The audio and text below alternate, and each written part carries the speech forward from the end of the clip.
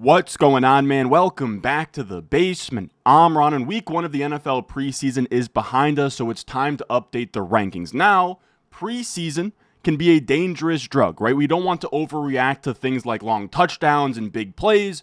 We want to be subjective about this. Really, the biggest data points from preseason are injuries and usage and roles. The biggest insight we get from preseason is the depth chart. Who is playing with the ones, who is running all of the routes, and that's what we're going to lock in on today. Because over the last 24 hours, I have updated my rankings, and we are going to talk through the 13 players skyrocketing up my rankings right now. As always, if you enjoy, leave a like, subscribe if you're new, and the first set of players we're going to talk about are the Green Bay Packers. Now, as always, if you want access to my rankings, you can find them over on Patreon, patreon.com/Ron Stewart. I'll have a link to that in the description and the comment section down below. They are hot off the press. I literally got done updating them this morning because of preseason and all the news we got over the weekend. And we're going to start with the injuries up top here. Now, I will say, this is a skyrocketing video, but we're just going to go through all of the risers and fallers, and this is what we're going to get for every player. Matthew Golden, I've moved him up 4 spots in my rankings.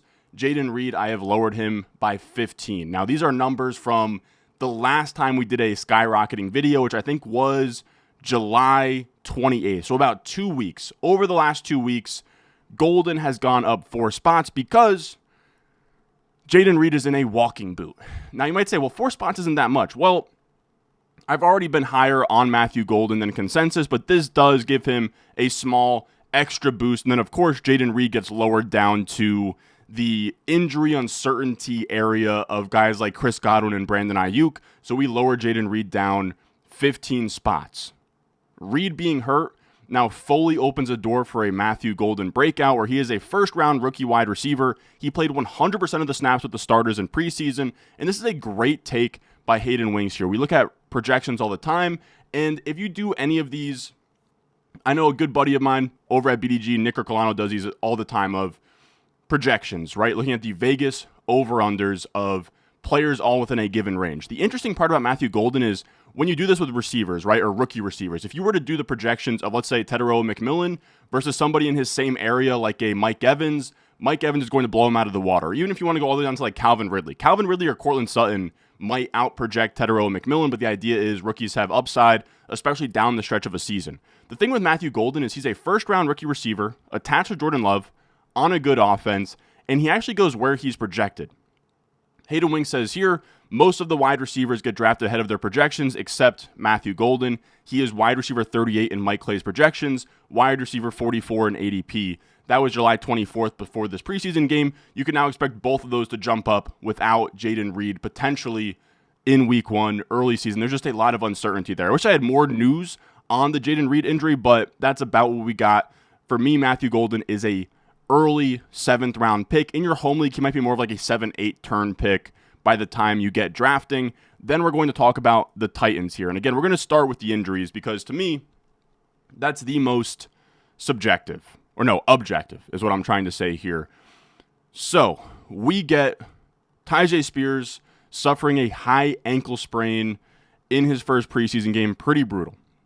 Because of that, I've moved Tyjae Spears down 25 spots. I know that it's like a week-to-week injury is what they're saying, but high ankle sprains are usually like 4 to 6 week injuries. It pretty much gives Tony Pollard a free runway over the first few weeks to be the main bell cow. So that puts Tony Pollard up into this range of David Montgomery, DeAndre Swift, where I moved him from that tier of like Pacheco. So I moved him about a round and a little bit, plus 15 spots for Tony Pollard. This is a great tweet from Theo, saying Tony Pollard averaged 20.7 touches per game over the first 8 games of last season. With Spears set to miss some time, Pollard is one of the best early season volume bets. And I don't love volume bets, but if you're going to be a volume bet, it should be like Pollard here, where he's going to flirt with 20-plus touches. He had 14 points per game in all of his games without Tyjae Spears last year, and that should put him as a rock-solid, high-end RB2, at least early on in the year. And then also, this offensive line should be getting better as you see J.C. Latham getting another year older, Peter Skoronski. They signed a big-time tackle as well. They have Callahan. Of course, they have Callahan, the head coach. They have his dad, Callahan, all-time offensive line coach. So there is some wiggle room here for Tony Pollard to be a fine pick in that 6th round area. Then we will talk about the Bucs. I think this is the last injury analysis player here, but we have Sean Tucker going up 25 spots. Now, I will say, that might seem like a lot, but that's like pick 200 to pick 175 for what it's worth. Rachaad White, we bumped him down 8 spots because he picked up an injury. He picked up a groin injury. It's only considered day-to-day, but I think Rachaad White leaving the door open for Sean Tucker in any capacity is really dangerous for Rachaad White's role, and here's why. Last year, Sean Tucker, this is a small sample, but he led the NFL in rate of carries of 10-plus yards. He was the only player to clear Etienne, Gibbs, CMC over the last 2 years in that stat, and he led all running backs in yards per out run. Also, he was the only Buccaneers running back last year to hit 30-plus PPR points in a single game. He did that in Week 6, which was also Bucky Irving's kind of breakout performance. Sean Tucker's a good player. And then you also have this quote from Matthew Berry, where every year he goes to the NFL Combine, and he just kind of says what he's hearing. And this is what he got in that article, saying the most interesting part of the Tampa Bay running back discussion is Sean Tucker. He has the talent to be a number 1 running back in this league, said a team source.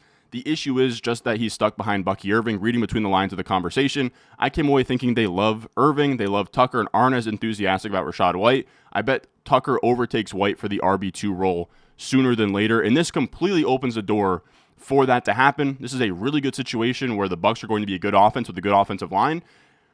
Sean Tucker, if he is going to be the handcuff, he is probably going like 3, 4, 5 rounds too late. I'm not saying that he's already passed Rachaad White, but this now opens a door for that to happen as soon as early season this year. Then we can talk about the Jets. And this is where we get to the usage section of this list. And again, don't go crazy with, who had a big play or who had, I know the Treveyon Henderson punt return touchdown is making the rounds. That doesn't really matter. What we really want to see is usage and depth charts. And here with the Jets, we have Breece Hall moving down 9 spots, Braelon Allen moving up 34 spots since our video on July 28th. And here's what I'll say. I've talked about it on stream the last few days, and I've been getting killed. It's, okay, Aaron Glenn has said this the entire time. Why are you changing now on Breece Hall? If you don't know, I have been drafting a lot of Breece Hall, especially over on Underdog. I probably have like about 20% Breece Hall. I have a lot of him, and I'm cooling off now. I get that the entire time Aaron Glenn was maintaining this would be a running back by committee situation. I was under the impression that it would be a lot more of a split between Breece and Braelon Allen, and that Isaiah Davis would be like, a 10% snap share guy, a little bit annoying here and there, but he actually outsnapped Braelon Allen. So now if we have Braelon Allen taking early down rush attempts, along with goal line opportunities, along with Justin Fields taking up goal line opportunities, along with Isaiah Davis taking all of the third down work, we're getting squeezed for touchdowns and receiving work in an offense that's projected to score bottom 5 in the NFL. So that is a very, very scary prospect of how Breece Hall could go here. Now, this is from the utilization report over on Fantasy Life. I will say, I meant to say this at the top, but everything that I reference in this video, mostly in terms of utilization, so like route percentage and snap percentage, is coming from fantasylife.com via Dwayne McFarland's utilization report. Really, really good tool. And then also PFF, Nathan Yonke does a snap breakdown with the first team for every single preseason game. So 2 really good resources to check out if you want to do some of your own research here. But Breece Hall, he played 50% of the snaps with the ones. You had Braelon Allen playing only 20% of the snaps. And then Isaiah Davis, again, that's the big part. 30% of the snaps for Isaiah Davis. He had 100% of the third downs. So again, if we now are losing passing down work to Isaiah Davis, and we're losing rushing work to Braelon Allen, it gets really skinny for Breece Hall when the touchdown upside isn't really there in this offense. I initially really liked Breece Hall as somebody that I thought could afford to lose some rushing work to Braelon Allen as long as he was the primary pass-catching back, and I thought that he was going to challenge for the second most targets on this team, right after Garrett Wilson. Their wide receiver 2 is Josh Reynolds, but if he's now going to be getting taken off the field for Isaiah Davis, that really puts a damper on things. On top of that, you've had Breece Hall kind of make weird tweets recently of whatever happens, happens. It seems like he's not going to get extended in the same way that Garrett Wilson and Sauce Gardner did. So he is on a kind of like moving boat here where Aaron Glenn has inherited this team. Breece Hall is not one of his guys. If Breece Hall isn't in the long-term view of this team, there is a situation where we get to the trade deadline and the Jets maybe trade Breece Hall, but even that, maybe he gets traded. And outside of like Christian McCaffrey, that's the only running back to get traded midseason that actually pays off. Usually it's whatever. I guess Kenyon Drake would be the other one, right? Like Cardinals, Dolphins year, if you remember. But it'd be pretty shocking if he got traded somewhere and then was like immediately a league winner or something. A lot of the times they get traded and it's just kind of whatever. On top of that, there could be a world where they're like, all right, everyone's just giving us a 6th round pick. Okay, we'll just keep Breece Hall. We'll take the comp pick. We'll let him walk. And then towards the end of the year, as they're out of the running for the playoffs and they just want to see what they have in Braelon Allen and Isaiah Davis moving forward, that we see Breece Hall get almost entirely closed out, or Breece Hall sits out and says, you know what, I'll preserve my health. I'll sign somewhere else in the offseason. Like, there's a lot of ways for this to go horribly wrong. So I have cooled off. I am not going to be stubborn. I'm not going to just have like take lock and be like, I've already drafted a ton of Breece. I'm going to keep doing it.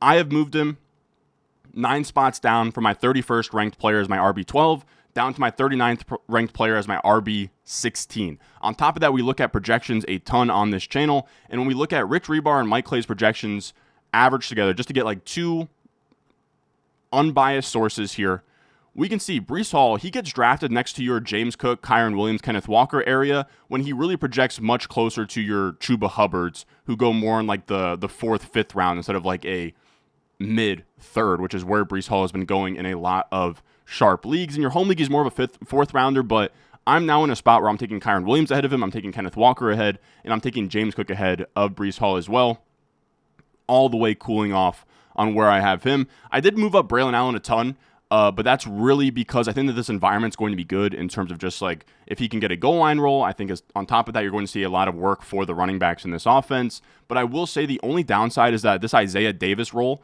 means that if Breece Hall went down, Braelon wouldn't just be the 1-for-1 replacement. It would still be Braelon Allen rushing and then Isaiah Davis receiving, which is a little bit murky in terms of like, he wouldn't be a directly plug-and-play guy. If you remember last year, that happened where I think Breece missed a game and Isaiah Davis actually outscored Braelon Allen. So something to think about there with the Jets running backs. Then we go to the Patriots here.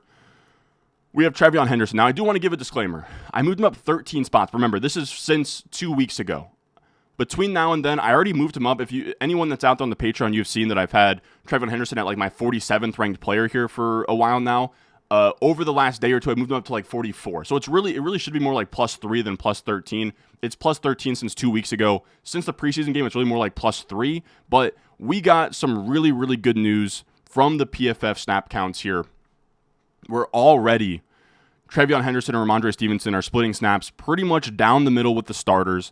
And the big thing for Treveyon Henderson, unlike Breece Hall, is that Treveyon Henderson was out there for 6 out of 8 pass plays, meaning he ran a route on 6 of 8 possible pass plays, being a 75% route share. Now, that likely doesn't stick, but like 60% plus route share is elite. That's what Breece Hall was at last year. The reason I'm spooked is that in this preseason drive, he was at 30%, which if he gets to that, he's not going to have the same amount of receiving upside as we want.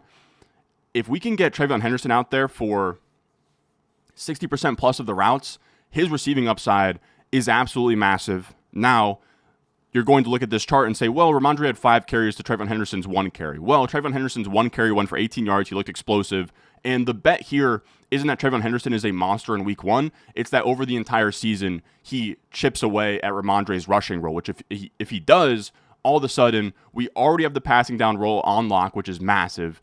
The more he eats into that Ramondre Stevenson rushing role, then he can really run away as a huge, huge upside play at running back, as somebody I'm drafting in the middle of the 4th round at this point. And Ramondre, to me, is fine, but he's really just a handcuff that maybe will project for like 7 to 8 points per game from weeks like 1 through 4. And then after that, I think Henderson kind of runs away with this thing. Similar deal here in terms of rookie running backs. We have RJ Harvey and Marvin Mims with the Broncos. Now I say running backs, it's just RJ Harvey, Treveyon Henderson. We'll talk about Mims in a second here. But RJ Harvey, very similarly to Treveyon Henderson, really, really promising stuff. He actually outsnapped J.K. Dobbins in this drive with the ones, which is huge. He is the starting running back. He got 20% of the targets. Now, I will say, you might be like, well, didn't you just lower Breece for not getting the long down and distance snaps, right? The 3rd down situations because Isaiah Davis got them. And I would say, yes, but you have to remember different offenses here. Sean Payton is going to get targets to the running back no matter what. And also, it's only a 2-way split here where RJ Harvey isn't also splitting the early down rushes with Braelon Allen. He is just that guy in this offense, which is huge. And then on top of that, Sean Payton targets his running back so heavily that even without any of the 3rd down snaps, RJ Harvey still had a 20% target share, which is nuts. So if he's going to be the starting running back, if he's going to get a ton of targets, if he's going to look explosive and be the main guy in this offense, RJ Harvey, again, somebody that I am moving up. I've moved him 8 spots since the last 2 weeks when we did this last check-in, and he's somebody I'm drafting also in like the mid to late 4th of my drafts. Now, I will say, if you want to put your conspiracy hat on and you want to say not so fast, Ron, you can look at this tweet from Benjamin Albright. Ian Hartitz is quoting it. They're saying RJ started on offense, and then Benjamin Albright said this. Yeah, it was supposed to be Dobbins, and I don't know what happened there. Couldn't find his helmet or something. But essentially, he's saying that RJ Harvey wasn't meant to start, and that maybe J.K. Dobbins was supposed to start, but he left a helmet on the sideline or something. I don't know. I'm not personally really buying it, but if you want to say, well, this is one-off and J.K. Dobbins is still the RB1, maybe, but I'm not going to get there. For me, again, I'm drafting a lot of RJ Harvey. I think J.K. Dobbins is also a fine running back to mix in as well. And then we can talk about Marvin Mims. He's somebody I moved way up, plus 15 spots. He went from somebody I wasn't really drafting at all to now I'm kind of in. He has breakout upside as like a year 3 wide receiver here. Last year, he only had a 30% route share, and that's his biggest issue, is that he doesn't run enough routes. He's used as this like gadget player for Sean Payton. But in this preseason game, he had an 82% route share with the starters. And last year, you can see here, Marvin Mims, the second best fantasy points per route run. Now, he's not going to go out there and average 20-plus points per game with 80% of the routes. But if he can get to 80% plus of the routes in this offense and be explosive, all of a sudden, he has like legitimate top 25 wide receiver upside. So he's definitely like a year 3 breakout that went from somebody I wasn't really drafting, because once you get to like Marvin Mims, Rashid Shaheed, whatever, I just want to be hammering the running backs there, hammering your Tank Bigsby's, hammering your, I don't know, really whoever you want there among like Basil Tutin and Trey Benson, Ray Davis, whatever. Like, I want to be hammering running backs there, but I think Marvin is actually worth a shout if you find yourself behind at wide receiver. Then we can talk about the Jaguars. And it's funny I bring up Tank Bigsby, because I'm still drafting Tank Bigsby. I'm still drafting Basil Tutin, but I think you have to move up Travis Etienne after yesterday. And of course, we've already been high on Hunter, so I'm not really moving him up, but we did get some usage that reaffirmed our belief in Travis Hunter. Here, Travis Etienne played 12 out of 12 snaps with the first team. He was the complete workhorse. Now, maybe you want to put your tinfoil hat on and say, well, maybe this was a showcase for Etienne to get traded. And maybe, but I don't want to downplay it. I moved him up 14 spots. I now have him in that like Jalen Warren, Brian Robinson, Tyrone Tracy tier as like a super low-end fringe RB2 you can draft in like round 8, where if he's the workhorse in an offense I like a ton, you guys know I love Hunter, I love Trevor Lawrence, I love Brian Thomas Jr. If he's going to be the RB1 with like a 70% plus workload, then Travis Etienne is more than fine as a round 8 pick, like bounce back candidate here, where he was somebody that over his entire career until this year I have been in on. I still think that there's a very real chance that we see different spurts of this backfield, where maybe weeks 1 through 6 is Etienne, and then weeks 6 through 12 is Tank Bigsby, and then 12 on is Basil Tutin. That wouldn't shock me at all, but I think at least for right now, you have to put respect on Travis Etienne, because there's very similar downside cases for Jalen Warren with Caleb Johnson. You have Tyrone Tracy with Cam Scatabo. They all have late season flaws. So I think if you want to draft a running back to put in your RB2 spot in week 1, I think Travis Etienne is more than fine. And then you can talk about Travis Hunter here, who played out the gates 11 out of 12 offensive snaps, 7 out of 8 routes run on pass plays, and then had the same amount of targets as Brian Thomas Jr.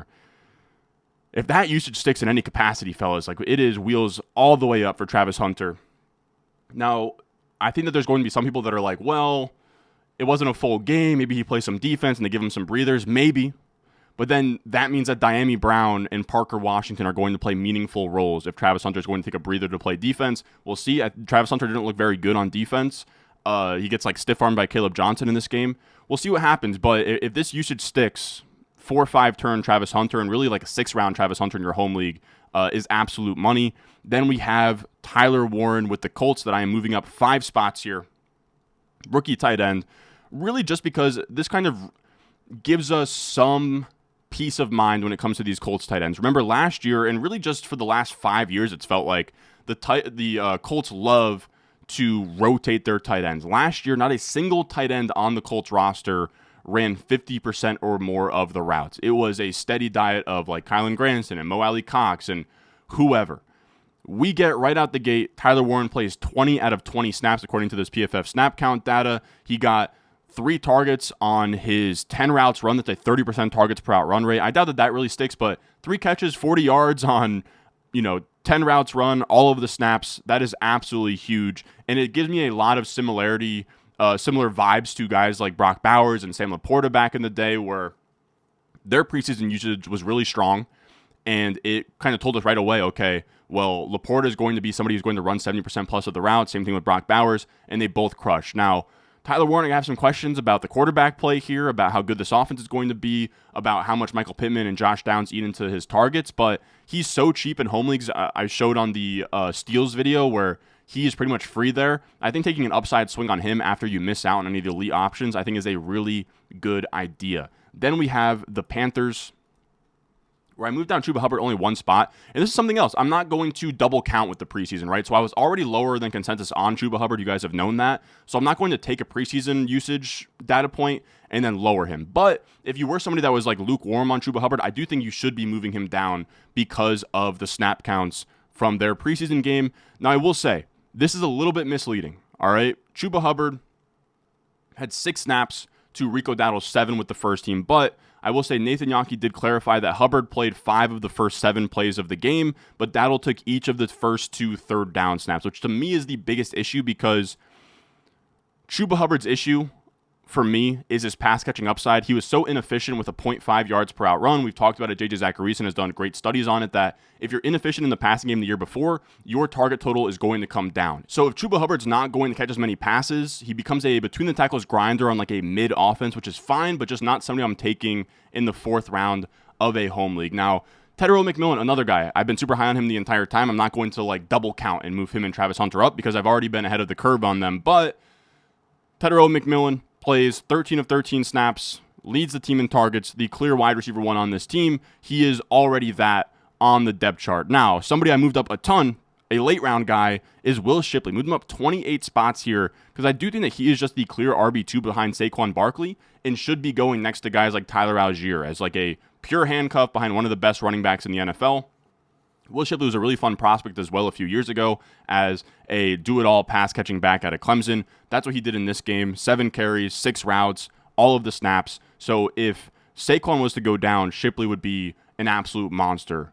Before this, the speculation was that him and A.J. Dillon were maybe splitting that backup running back role. I think we can kind of confidently say that it is Will Shipley. And then our last one, he's somebody I'm drafting a little bit. I'm doing a lot more on underdog, not so much in like a redraft managed league. I think you're just better off taking Zach Ertz or Hunter Henry. But Chig Okonkwo, man, last year, if you remember, he ran over 80% of the routes in week 16 and week 17. And over the stretch from the fantasy playoffs in like week 15, week 16, week 17, he was the tight end 4. And it seems like that usage and kind of that momentum is carried over into this year, where after a year last year where he ran only 65% of the routes, in this first game, he runs 8 of 8 possible routes, 100% route participation. Now, that's not going to stick, but if he can get over 70% over an entire season, he becomes very interesting as like a fine dart throw tight end, very late on underdog. And like maybe if we do truly see like a Terry McLaurin, Calvin Ridley, Cam Ward, Jaden Daniels kind of thing, maybe the Zach Ertz of this offense could be Chig Okonkwo. So something to definitely think about. Now, that's going to do it for us today. Just wanted to give you guys an update on what players are moving up my rankings, what matters, what doesn't matter in the preseason, because I think that it's a really tough thing to gauge. You don't want to get too crazy. You don't want to overreact to a long touchdown. A lot of us remember the Amir Abdullah days in years past, but I think that you do want to react to the insights we can get about player roles and depth charts. As always, you can find my complete top 200 rankings over on the Patreon. Again, I just updated them, so if you have a draft coming up here, they are literally fresh off the press. We did a draft last night, high stakes, that also kind of just like, okay, when I'm on the board at the 4th round pick, here's kind of how I want to think through that and just get them really dialed in for you guys to crush your leagues. That will have my targets, my fades, what round I am targeting every player, tiers, all of that good stuff, along with in season. You get my weekly rankings, rest of season rankings, waiver wire article every single week, all of that good stuff, patreon.com/Ron Stewart. But if you can't support there, just leave a like, subscribe if you're new, and I will see y'all in the next one.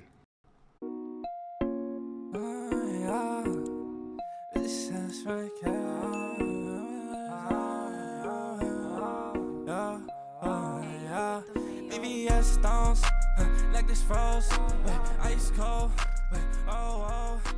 ice around my back. they like